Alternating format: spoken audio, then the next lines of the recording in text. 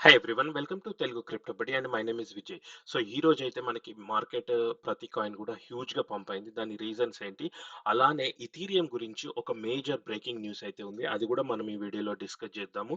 So నేనైతే every day latest update market major breaking news అయితే cover చేయడానికి try చేస్తున్నాను. So please subscribe and like the videos. So ఈ రోజు మనం క్విక్ గా ఒకసారి మార్కెట్ ఓవర్ వ్యూ చూస్తే సడన్ గా అయితే మనకి బీటీసీ అయితే పంప్ కావడం జరిగింది. యాక్చువల్‌గా నిన్న ఎప్పుడైతే ఇరాన్ ప్రెసిడెంట్ హెలికాప్టర్ క్రాష్‌లో చనిపోయాడో అప్పుడు కొందరు మార్కెట్ డౌన్‌ఫాల్ అవుతుందని ప్రిడిక్ట్ చేశారు. బట్ అది అందులో ఫౌల్ ప్లే అంటే అది జస్ట్ నార్మల్ యాక్సిడెంటే అని కన్ఫర్మ్ అయిన తర్వాత అంతకుముందు ఏముందంటే మేబీ సీఐఏ వాళ్ళు గాని, ఇజ్రాయెల్ గాని ఇన్వాల్వ్ ఉందేమో అన్న కొంచెం రూమర్స్ డాలో డంప్ అవుతుందని న్యూస్ వచ్చినాయి. బట్ వన్స్ అది నార్మల్ యాక్సిడెంట్ అని కన్ఫర్మ్ అయింది. దాంతో పాటు ఇథీరియం కొన్ని అప్డేట్స్ కావడం వల్ల కూడా మార్కెట్ అయితే స్లోలా అంటే కోర్స్ ఇరాన్ అంత ఇంపాక్ట్ కాకుండా జనరల్ పాజిటివ్ సెంటిమెంట్ అయితే మనకు ఉంది. లాస్ట్ వీక్ నుండి చూసుకున్నా కూడా మనము ఎప్పుడైతే సిపిఐ పిపిఐ డాటా కొంచెం పాజిటివ్గా వచ్చిందో అప్పటి నుంచి అయితే మనకు బీటీసీ అన్నది రెసిస్టెన్స్ బ్రేక్ చేస్తూ స్లోగా అప్వర్డ్ మూమెంటం అయితే ఉంది. ఒకసారి మనం క్రిప్టో బబుల్స్ కానీ చూస్తే యాక్చువల్‌గా మనకి ఎంతో అంటే కన్నుల విందుగానైతే ఉంది ఈ చార్ట్.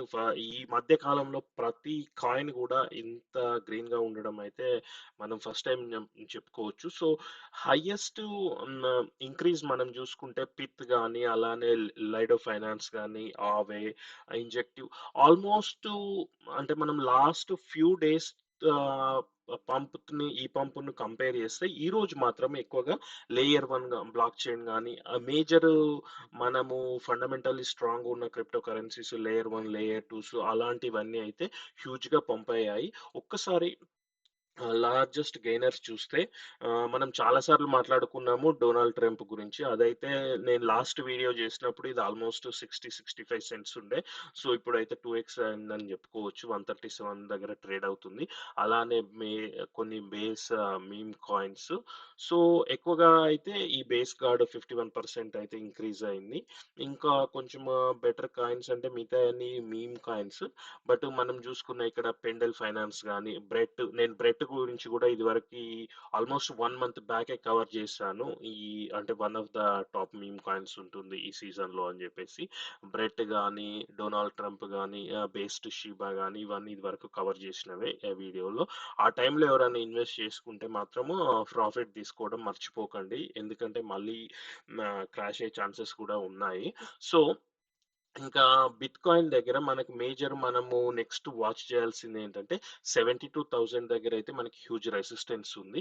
ఒకవేళ ఇక్కడ మనం చూసాం గదా! 70,400 వరకైతే టచ్ అయ్యి తర్వాత ఆ రెసిస్టెన్స్‌ను బ్రేక్ చేయలేక మళ్ళీ డంప్ అయితే అయింది. బట్ ఒకవేళ రీటెస్ట్ అయితే చేస్తుంది ఇప్పుడు. రీటెస్ట్ చేసి మళ్ళీ 70,000 క్రాస్ అయినా గూడా మనకి 72,000 దగ్గరైతే ఒక స్ట్రాంగ్ రెసిస్టెన్స్ ఉంది. అది బ్రేక్ అయితే మనం అప్ టు 80,000 వరకు కూడా పోవచ్చు. బట్ దానికంటే ముందు మనకు ఇప్పుడు క్రిప్టో ఓవరాల్ మార్కెట్ క్యాప్ కూడా 2.47 ట్రిలియన్ నుంచి 2.54 ట్రిలియన్ వరకైతే జంప్ అయింది. హ్యూజ్ ఇంక్రీస్ అని చెప్పుకోవచ్చు వన్ డేలో. సో ఇది అంటే మనకి మార్కెట్ అప్డేట్. అలానే నేను ఇథీరియం గురించి ఒక మేజర్ బ్రేకింగ్ న్యూస్ అన్నాను కదా!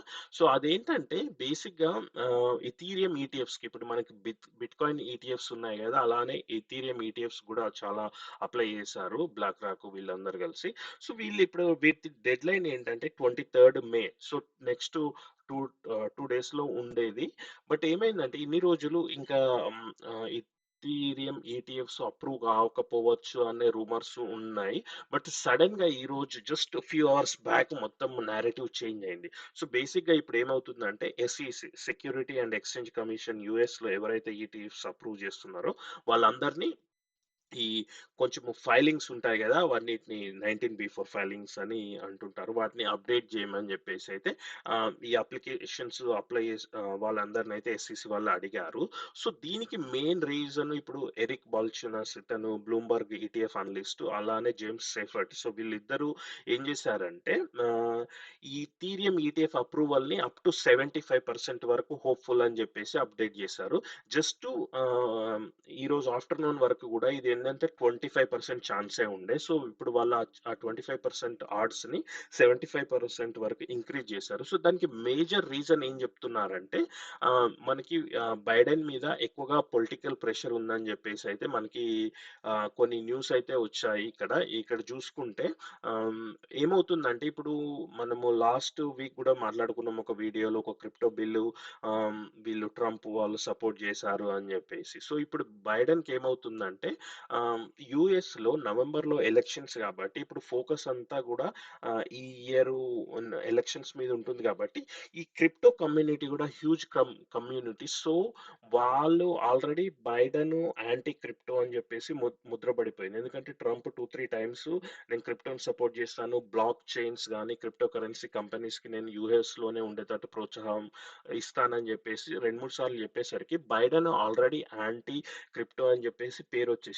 సో, దాన్ని చేంజ్ జేసుకోవాలంటే ఇప్పుడు మనం ఈటీఎఫ్స్ అప్రూవ్ జేయాలన్నది ఒక థాట్ ప్రాసెస్ బైడెన్ అడ్మినిస్ట్రేషన్‌కి ఉంది అని జెప్పేసి దాని వల్లనే వీళ్ళు సడెన్‌గా అంటే ఎస్‌ఈసీ చైర్మన్ ఉంటాడు గదా! గ్యారీ గెన్స్లర్‌తోని మాట్లాడి ఈ ఈటీఎఫ్ అప్రూవల్‌ని ఫాస్ట్ ట్రాక్ కంపల్సరీ అప్రూవ్ జేయాలని ప్రెషర్ జేస్తున్నట్టు తెలిసింది.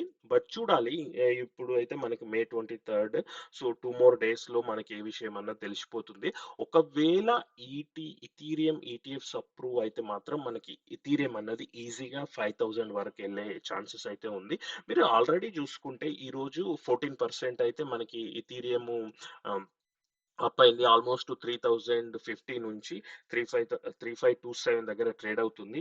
మీరు చూడండి ఇంత హ్యూజ్ క్యాండిల్ అయితే ఈరోజు మనకి ఇథీరియం అప్ ట్రెండ్‌లోనే ఉంది. సో, మీరు ఎవరైనా ఇథీరియంలో ఇన్వెస్ట్ చేసుంటే మాత్రం గుడ్ రిటర్న్స్ ఎక్స్‌పెక్ట్ చేయొచ్చు. నేను ప్రతి వీడియోలో గూడా నేను ఇథీరియం గురించి చెప్పడం జరిగింది. ఎందుకంటే ఆఫ్టర్ బిట్‌కాయిన్ తర్వాత మనకి కొంచెం స్ట్రాంగ్ ఇండస్ట్రీ అంటే క్రిప్టో ఇన్వెస్టర్స్ నుంచి సపోర్ట్ ఉన్న టోకెన్ అయితే ఇథీరియం అని చెప్పొచ్చు. దాని వల్లనే గూడా ఈ ఈటీఎఫ్స్ అన్నది ఇప్పుడు బిట్‌కాయిన్ తర్వాత వాళ్ళు ఇథీరియంను సెలెక్ట్ జేసుకోవడానికి గూడా రీజన్ అదే.